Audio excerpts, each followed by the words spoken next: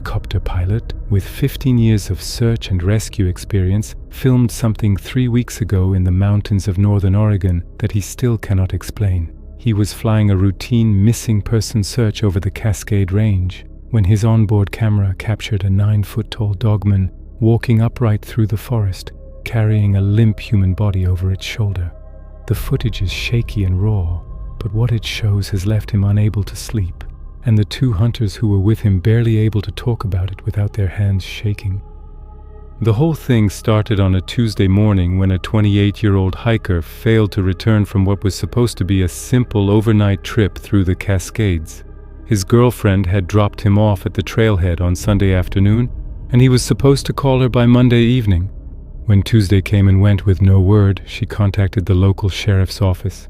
The missing hiker had solid experience in the wilderness and was well equipped with proper gear, a GPS unit, and emergency supplies. His planned route followed established trails through a section of forest that rangers knew well. Under normal circumstances, someone with his experience should have had no trouble completing the hike on time. But the area where he vanished was known for its deep canyon systems and thick forest cover that could swallow a person whole. By Tuesday afternoon, the sheriff had organized a ground search team. The terrain made it nearly impossible to cover on foot. The forest stretched for miles in every direction, broken by steep ravines and rocky outcroppings that could hide a body completely. After hours of searching without a single trace, the decision was made to bring in helicopter support. So before we continue, make sure you subscribe and let us know where you're watching from. Thanks. The pilot had been flying search and rescue for over 15 years and thought he had seen everything the mountains could throw at him. He had pulled injured climbers off cliff faces, located lost hunters in blizzards, and found hikers who had wandered miles off trail. Nothing in his career had prepared him for what he was about to witness above those trees. 2 experienced hunters had volunteered to join the search. Both were local men who knew the area better than most park rangers. They had grown up hunting and tracking in these mountains and could read signs in the forest that trained professionals would miss entirely. The pilot appreciated having them aboard because their knowledge of animal behavior and tracking had proven invaluable on past searches. The helicopter lifted off just after noon on Tuesday and began a systematic search pattern over the area where the hiker was last known to be. The weather was perfect for an aerial search with clear skies, good visibility, and minimal wind.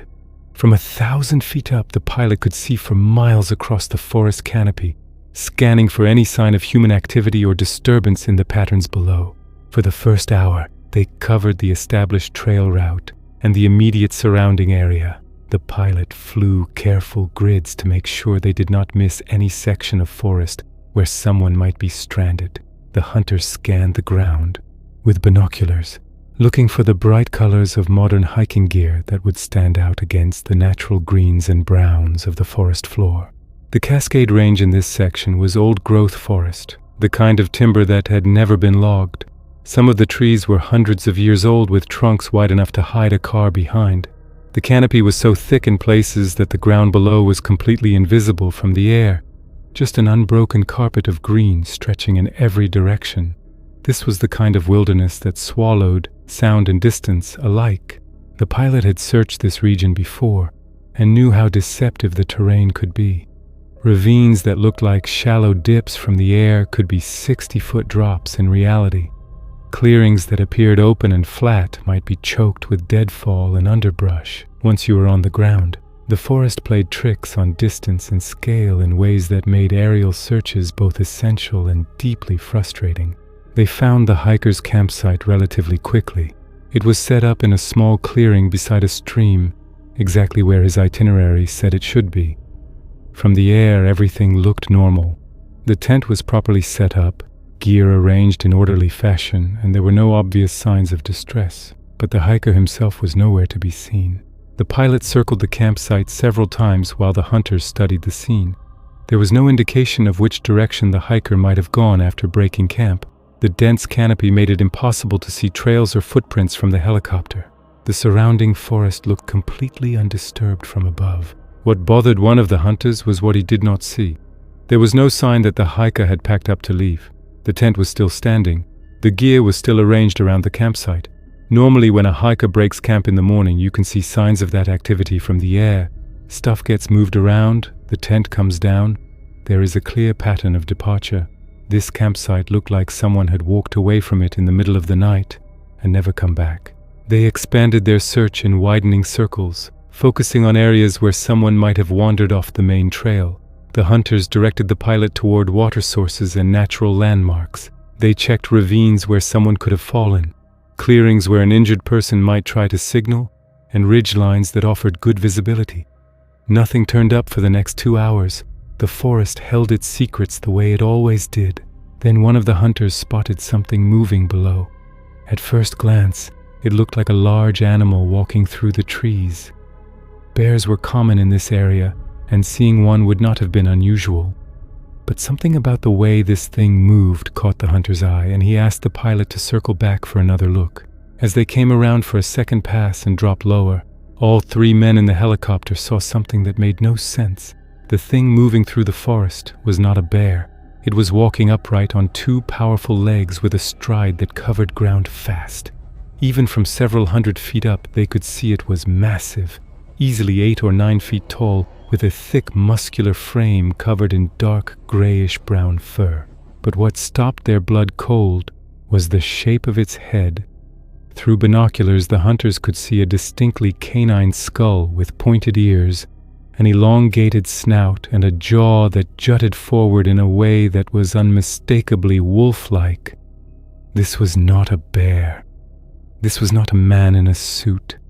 This was a dogman, and it was walking through the Oregon wilderness carrying a limp human body slung over its right shoulder like it weighed nothing.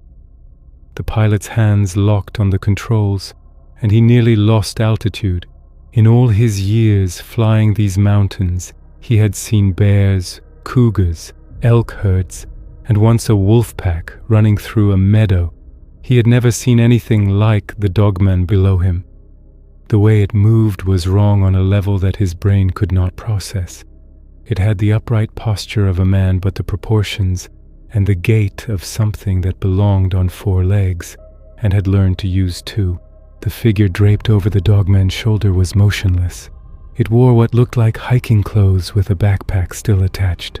Even from altitude, the hunters could make out a bright red jacket that matched the description of what the missing hiker had been wearing when he disappeared. The hiker's arms hung limp and swayed with each of the dogman's massive strides. There was no sign of movement or struggle from the body. The pilot's first instinct was to radio their position to the ground teams, but the hunters urged him to follow the dogman to see where it was headed. They needed to know if the hiker was alive, and what this thing intended to do with him. The dogman was moving with alarming speed through terrain that would have been nearly impossible for a human to navigate, heading toward a series of rocky canyon walls on the far side of the forest. For the next 20 minutes, they tracked the dogman from above as it cut through the wilderness. The pilot had to fly carefully to avoid being detected while staying close enough to keep visual contact through the thick canopy. Several times they nearly lost sight of the dogman as it moved through dense sections of forest, but the hunters predicted its path and relocated it each time. The dogman seemed to know exactly where it was going. It followed what appeared to be a well-traveled route through the forest, moving with confidence across streams and over fallen logs. The way the dogman carried the body suggested incredible strength. It showed no sign of fatigue despite hauling a full-grown man through challenging terrain without breaking stride. At one point, the dogman stopped and looked upward. The pilot felt his stomach drop. The canopy was thick where the dogman stood, and the helicopter was high enough that it should have been nothing more than a distant buzz. But the dogman tilted its head and its ears rotated toward the sound. It stood there for 10 long seconds, completely still, listening. Then it shifted the body on its shoulder and kept moving, faster now, changing direction slightly as if adjusting its route. One of the hunters whispered that the dogman knew they were there. The pilot pulled back to a higher altitude and widened his orbit, but the damage may have already been done. The dogman had heard them, processed the sound, and adjusted its behavior. That kind of adaptive response was not the reaction of a dumb animal. That was tactical awareness. As they followed, the hunters started noticing disturbing details through their binoculars. The forest floor along the Dogman's path showed signs of regular heavy use. Branches were broken at unusual heights. The earth was compressed in areas that should have been undisturbed. There were what looked like crude trail markers made from arranged stones and sticks. This Dogman had been using this route for a long time. The Dogman eventually reached the base of a steep canyon wall. From above they watched it disappear into what appeared to be a cave system carved into the rock face. The entrance was partially hidden by overhanging vegetation, making it nearly invisible from the ground. But from the air they could see the cave opening was much larger than it first appeared, easily big enough for the massive Dogman to walk through upright. The pilots circled the area several times, trying to get a better read on the terrain. The canyon walls were steep and rocky with very little vegetation. There were no established trails leading to this area, and it would have been nearly impossible for ground teams to reach this location without specialized climbing equipment. Whatever the Dogman had been doing out here, it had chosen a spot that humans would almost never stumble across. After confirming the Dogman's location, the pilot faced a critical decision. Protocol said he should radio their findings to the ground search coordinators and wait for backup. But the hunters argued that time might be running out for the hiker. If the Dogman had taken him as prey, every minute could be the difference between finding him alive or finding him in pieces. The debate in the helicopter was intense but short. The pilot was trained to follow procedure. Approaching an unknown predator in a remote location was not in any manual he had ever read. But the hunters pressed their case. They were armed, they had tracking experience, and they might be the missing hiker's only chance. Waiting for a ground team to reach this canyon could take hours that the hiker did not have. Looking for a landing spot near the canyon proved difficult. The terrain was rugged and heavily forested with very few clearings. The pilot eventually found a small meadow about half a mile from where the Dogman had entered the cave. It was barely large enough for a safe landing, surrounded by tall trees, but it was the best option available. As the pilot began his descent, his hands were shaking on the controls. In 15 years of flying, he had never encountered anything like this. The Dogman's size and the intelligence it showed in choosing its route and its den made it potentially far more dangerous than any bear or cougar he had ever dealt with. This thing moved like it owned the forest. The landing was rough but successful. The hunters quickly gathered their equipment and moved with the efficiency of men who had spent decades in the wilderness. But there was a tension in their movements that neither of them had ever felt on a routine hunt. They were preparing for something that existed outside the boundaries of anything they understood. The half-mile trek from the landing site to the canyon took nearly an hour. The terrain was far more difficult on foot than it had appeared from the air. They had to push through thick undergrowth, cross rocky streams, and navigate around massive fallen trees. The hunters took the lead, using their tracking experience to find the easiest route through the wilderness. About halfway there, they picked up the Dogman's trail. The signs were unmistakable. Footprints in soft earth that were nearly 18 inches long and pressed deep into the ground.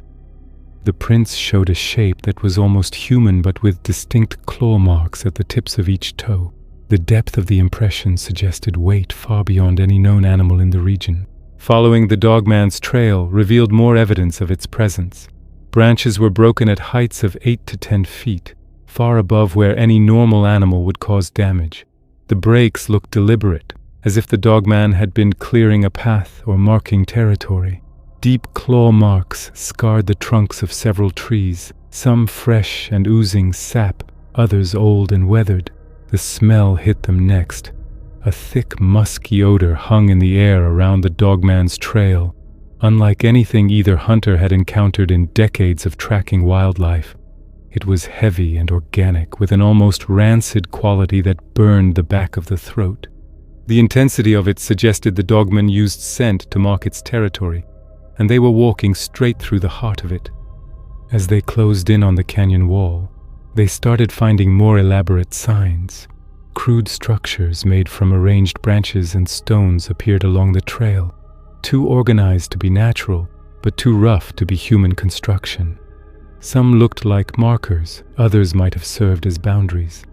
The Dogman had mapped out its territory in ways that showed planning and long-term habitation. The most disturbing discovery was a collection of bones scattered in a small clearing about 100 yards from the cave entrance. Most were clearly from deer and other forest animals, stripped clean and sorted into rough piles. But mixed among the animal remains were things that made all three men go quiet. Fragments of torn clothing, a single hiking boot with the laces still tied, and several bones that were too long and too straight to belong to any deer. The hunters exchanged a look that said everything. This was not the first person the Dogman had taken. The evidence suggested it had been hunting in this area for years, stockpiling kills and caching food the way a wolf stores prey for leaner times. The missing hiker they were trying to save might already be dead, and they might be walking into the den of something that considered humans just another source of meat. But they pressed on toward the cave, moving slower now, weapons up. The Dogman was not just a wild animal acting on instinct. Everything they had seen pointed to an intelligent predator with established patterns and a history of taking people who ventured too deep into its territory.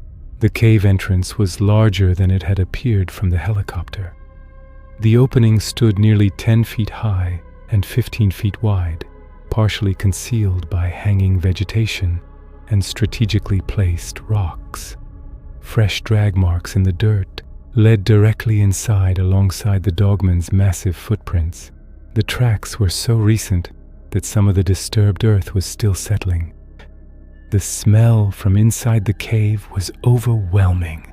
The musky territorial scent mixed with the unmistakable stench of decay and old blood. The hunters covered their faces with cloth, but the odor was so powerful it made their eyes water. Whatever had been living in this cave had been here for a long time, and it had been feeding regularly. They could hear sounds from deep inside the cave system, heavy scraping against stone, footsteps that made the ground vibrate, and low, guttural vocalizations that sounded like growling filtered through water. The Dogman was inside and active. The sounds echoed off the cave walls, making it impossible to tell exactly how far back the tunnels went. The pilot stayed near the cave entrance while the hunters prepared to go in. His fear was overwhelming, and he could feel his pulse in his teeth. But the hunters reminded him that somewhere inside, the missing hiker might still be breathing.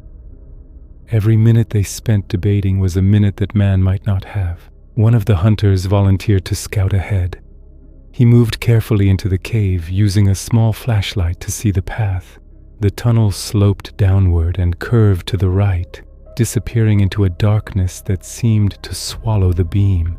The air grew colder as he went deeper, and the smell of decay thickened until it was almost a physical presence. The scout came back after just a few minutes, his face drained of color. He had found evidence deeper in the cave that confirmed their worst fears. Scattered camping equipment, torn clothing, and what looked like a storage area where the Dogman kept its kills. Carcasses of deer and elk were stacked against one wall, some fresh and some partially consumed. Among them, separated in a smaller alcove blocked off with piled rocks. He had heard a human voice calling weakly for help. But what shook the hunter most was what he had seen near the back of the main chamber. Smaller footprints alongside the Dogman's massive tracks.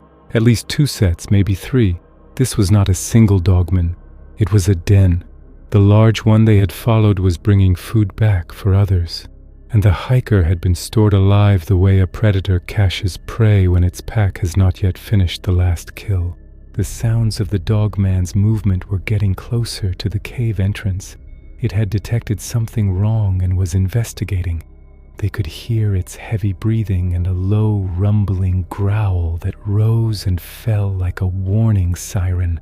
Whatever they were going to do, they needed to do it fast. The plan was simple and desperate. 2 of them would create a distraction at the main entrance to draw the Dogman out, while the third slipped through a narrow secondary opening the scout had spotted on the canyon wall. The goal was to get in, grab the hiker, and get out before the dogmen realized what had happened. When they started making noise, banging rocks against the canyon wall and shouting, the response from inside was immediate and terrifying. A roar erupted from the depths that none of them had ever heard anything like. It was deeper and more powerful than a bear, but layered with a canine snarl that vibrated in their chests. The dogman was coming. Heavy footsteps hammered through the cave system, getting louder with each second. When the dogman finally appeared at the cave mouth, all three men froze. It was even larger than it had appeared from the helicopter. Standing fully upright, the dogman was easily 9 feet tall, with shoulders nearly 4 feet across. Its body was covered in thick, dark fur, but its face was what stopped them cold. The dogman's head was pure canine. A long snout filled with teeth that caught the light. Pointed ears laid flat against its skull. Its eyes were dark and locked onto them with a focus that was not the blank stare of an animal. The dogman was assessing them, measuring the threat, calculating. Its lips pulled back slowly to show a row of yellowed fangs, and a growl rolled out of its chest that they could feel in the ground beneath their boots. The dogman did not charge. It planted itself at the cave entrance and dropped into a stance that was half crouch, half ready spring, blocking any path inside. Its claws scraped against the rock as it shifted its weight. The muscles in its arms and shoulders bunched visibly under the fur. Everything about the dogman's posture said the same thing. One chance to leave. Take it or do not. The standoff lasted minutes that felt like years. The hunters kept their rifles trained on the dogman, but the memory of that musket ball flattening against scale in those old Amazon stories ran through the back of every mind. If their rounds did not penetrate, they were dead. The dogman watched them with those dark, intelligent eyes, tracking every twitch and shift of weight. During the standoff, the hunter who had been assigned to the secondary entrance was already moving. He worked his way around the canyon wall, staying low and out of the dogman's line of sight. The crack in the rock face was narrow, barely wide enough for a man to squeeze through, but it led into the cave system from a different angle. Inside, the tunnel was tight and dark. The hunter moved by feel as much as by the thin beam of his flashlight. The walls were smooth stone worn by water, and the floor was covered in a layer of soft earth that muffled his steps. The stench was worse in here. Thick and layered, old kills and fresh territorial musk mixed together. As he moved deeper, he began to understand the scope of what the dogman had built. The tunnels were not random. Loose rocks had been cleared from pathways. Natural shelves held stored food. Claw marks on the walls showed where passages had been widened. The dogman had been improving this den for years, maybe decades. He found the hiker in a small chamber blocked off with heavy stones. The man was conscious, but in bad shape. His leg was broken and swollen, his face was cut, and he was severely dehydrated. But he was alive, and when he saw the flashlight, the relief in his eyes was something the hunter would never forget. The hiker whispered that the dogman had pulled him out of a ravine where he had fallen. But it had not helped him the way a person would. The dogman had carried him to this cave, dropped him in this chamber, and sealed the entrance with rocks. It brought water sometimes in a hollowed gourd, but it also brought other things. Dead animals dragged past his alcove to a deeper part of the cave, where he could hear smaller things feeding, snarling, tearing at meat in the dark. He said the large dogman would come back to check on him periodically. It would push a rock aside and look in with those dark canine eyes, and the hiker could never tell if it was checking that he was still alive, or deciding whether now was the time to finish him. The dogman would sniff the air, and that long snout would twitch, and then it would replace the rock and move on. The hiker said that each time it happened, he expected it to be the last. The hiker said the worst part was the sounds at night. The dogman would return, and he could hear it moving through the tunnels, its claws clicking on stone, its breathing slow and measured. Sometimes it would stop outside his alcove, and he could see its shadow filling the gap between the rocks. It would stay there for long minutes, breathing, watching, and then move on. He was being kept alive, but he was not being saved. He was being stored. He told the hunter that on the second night he heard something else, a sound from deeper in the cave that was not the large dogman and was not the smaller ones feeding. It was a low howl, muffled by rock, that started deep and climbed until it seemed to fill every tunnel. The other dogman in the cave responded in kind, and for a few minutes the entire cave system vibrated with their calls. The hiker pressed his hands over his ears and curled into a ball. He said it was the sound of something ancient talking to its own kind in a language that predated anything human, and hearing it made him feel like the smallest and most temporary thing in the world. Getting the injured hiker out through the secondary tunnel was a nightmare of careful movement and suppressed panic. The hunter had to carry him through passages that were barely wide enough for one person. Several times they had to stop when the hiker's pain became too intense, each delay risking discovery. The most terrifying moments came when they heard the dogman moving through the main tunnels nearby. Its heavy footsteps would echo through the rock, sometimes coming close enough that they could hear its breathing and the click of its claws. During these moments they pressed against the cave wall and held their breath until the sounds moved away. Near the exit they triggered a crude alarm. Loose rocks had been stacked in the passage so that any disturbance would send them clattering. When the hunter's foot caught the pile, the noise echoed through the cave like a gunshot. The response was instant. A roar of pure fury erupted from deep inside, followed by the hammering of massive footsteps heading their direction. The sound bounced off the tunnel walls and came at them from every direction at once. The hunter could not tell if the dogman was 50 feet away or 10. The roar was layered, a deep chest rumble underneath a higher snarling bark that sounded like something between a wolf and a sound no living thing should make. It filled the cave the way water fills a pipe, total and inescapable. The dogman had realized something was wrong. It was no longer focused on the distraction at the main entrance. It was tearing through the tunnels toward them, and the rage in its vocalizations had shifted from territorial warning to something far worse. This was the sound of a predator whose kill was being stolen. The hunter could hear its claws raking against stone as it ran, a rapid scraping rhythm that got louder with every heartbeat. Outside, the two men at the cave entrance heard the chaos inside and knew the rescue had been discovered. The pilot began throwing rocks and shouting, trying to pull the dogman's attention back. The remaining hunter fired a shot into the cave entrance, the blast echoing off the canyon walls, but the dogman was no longer interested in their noise. The extraction took 30 minutes of pure terror. The hunter carrying the injured man could hear the dogman getting closer with each passing minute, systematically checking tunnels as it tracked them by scent. They hid in a side chamber at one point, pressed flat against the rock, as the massive shadow of the dogman passed within arm's reach. It paused and sniffed the air, its breath coming out in hot gusts that they could feel on their skin. Then it moved on. When they finally squeezed through the secondary exit into open air, the relief lasted exactly 3 seconds. They could hear the dogman inside the cave, and it was heading for the main entrance fast. The others grabbed the injured hiker and they started running. The half-mile back to the helicopter was the longest distance any of them had ever covered. They crashed through undergrowth, stumbled over rocks and hauled the injured man between them while the forest behind them erupted with sound. The dogman burst from the cave and hit the tree line at a dead sprint. Then it went quiet. That was worse. The crashing stopped. The snarling stopped. The forest went completely silent. No birds, no insects, nothing.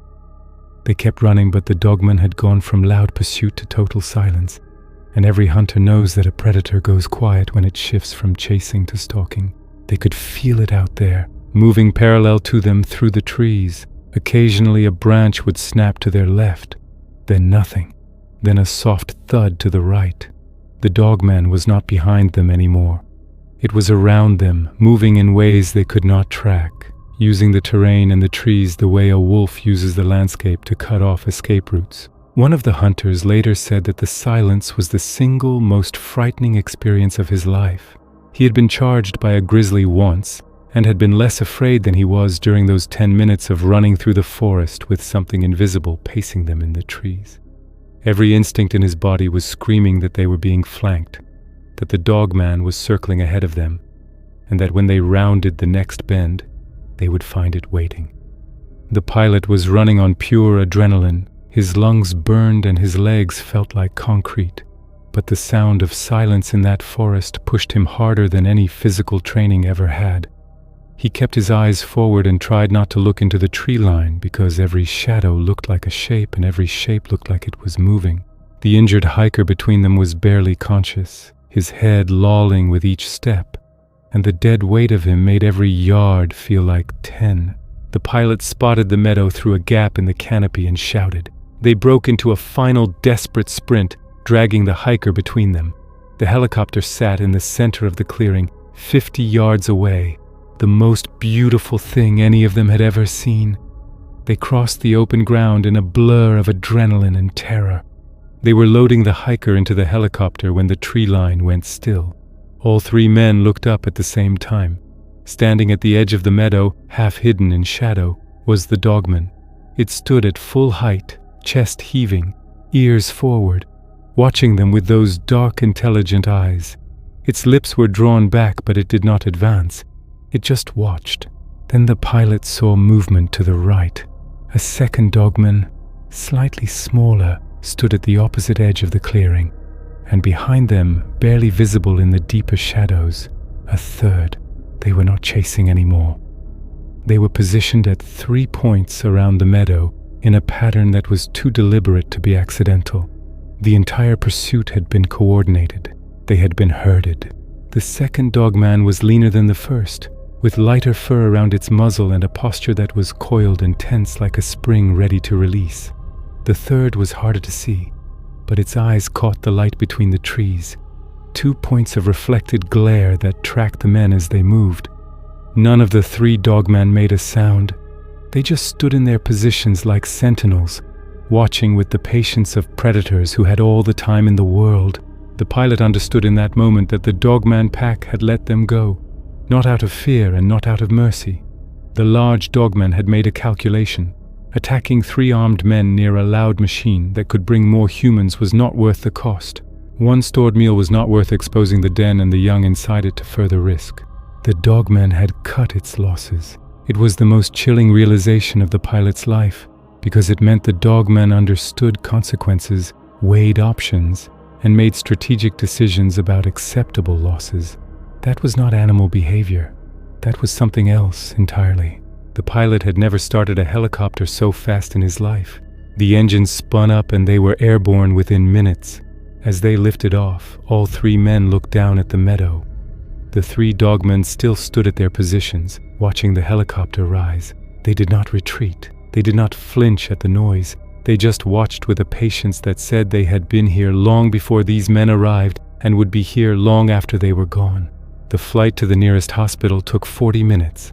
The hiker remained conscious and kept repeating that there were more of them in the cave, smaller ones. He could hear them at night, moving through the deeper tunnels, making sounds that were halfway between a growl and a whimper. He said the large Dogman would bring them food, and they would fight over it in the dark. He said he tried not to listen, but the sounds came through the rock, whether he wanted them to or not. The medical team confirmed the hiker's injuries were serious, but not life-threatening. His broken leg would need surgery, and he was severely dehydrated with multiple lacerations, but he would recover physically. What concerned the doctors was his mental state. He flinched at sudden movements, refused to be near windows after dark, and wouldn't sleep without every light in the room burning. The official report mentioned the successful recovery of the missing hiker, but provided almost no details about how he was found. The 3 men agreed to keep the full story quiet, partly because they knew no one would believe them, and partly because something about those 3 Dogmen standing in coordinated positions around the meadow suggested that drawing attention to their territory would be a very bad idea. But the pilot could not stop thinking about what they had witnessed. The intelligence the Dogmen showed was not the cunning of a wolf or the problem-solving of a bear.